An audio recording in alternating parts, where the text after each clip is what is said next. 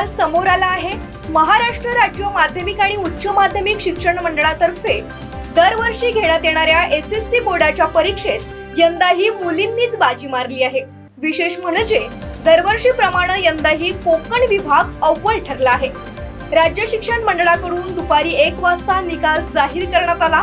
दरम्यान राज्य शिक्षण मंडळाकडून सकाळी 11 वाजता पत्रकार परिषद घेऊन राज्याच्या 10वीच्या निकालाची आकडेवारी जाहीर करण्यात आली आहे।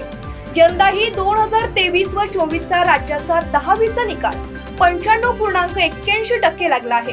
मुलींचा निकाल सर्वाधिक म्हणजे 97.21% लागला असून मुलांचा टक्का 94.56 पर्यंत पोहोचला आहे।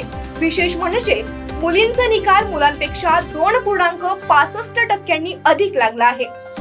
राज्यात कोकण विभागाचा निकाल सर्वाधिक 99% लागला असून सर्वात कमी निकाल नागपूर विभागाचा लागला असून तो निकाल 94.73% इतका आहे। विभागीय निकाल पाहूयात।